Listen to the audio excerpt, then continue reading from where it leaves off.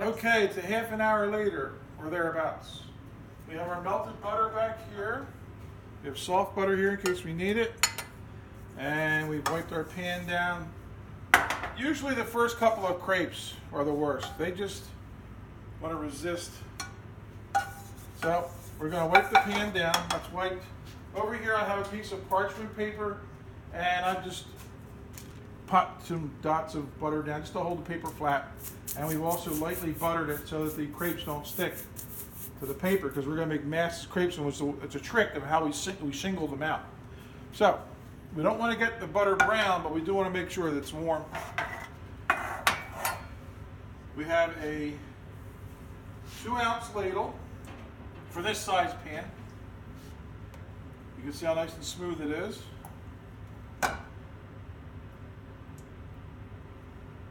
I'll make sure I get a nice even coating of butter, and we have 2 ounce. And we're going to take that first crepe, because it is the first. We just want to get it started, make sure we get a real good covering. Okay, we're just going to swirl that over the heater. Again, with gas you would visually see the heat, but here we don't have that luxury. So now we have the flat burner, and we're just going to put it right to the flat, and you let it cook. This is going to take a minute.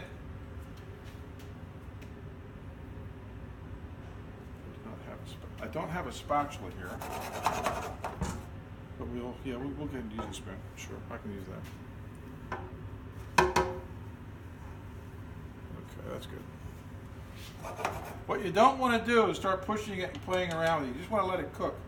Now I have this flat top set at a number here, number 5.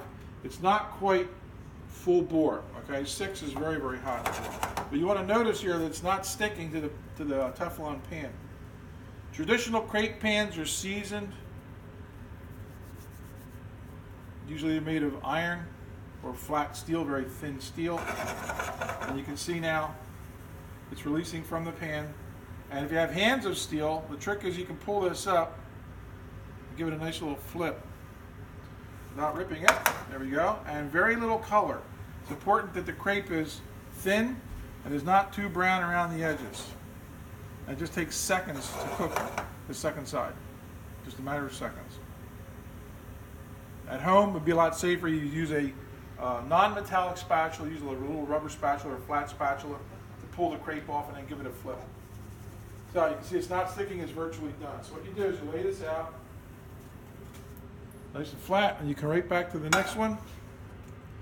Give it a wipe. The pan's pretty ready. Nice little wipe all the way around. And when you start the process over again, pick the pan up, give it that 2-ounce shot, get it moving a little bit. Just eyeballing it, and that's just right. That 2 ounces is perfect now. It's sticking to the pan. We keep it in rotation. Keep it over the heat. Just the ambient heat's going to allow it to set up, and right to the heat again. We'll get one more on video. And again, you don't want to play with it. Just let it cook. With time and practice, you can do a stack of hundreds. And the reason we lay them out this way is so that we can shingle them out. We usually do 4 or 5 to a side, 8 to a tray, or maybe 10 to a little pan. And then we'll put another sheet down on top. And we can stack these up and put them in the freezer. Flash freeze them. They come out fresh as the day we made them. These can be used for savory. You roll them up, fill them, or you do the traditional crepe Suzette. They go into a little triangle like that. That's the normal presentation. Okay, so this one's about ready. You give it a little flip, right over. That's not too brown. That's not bad. I'll give myself a B plus on that one.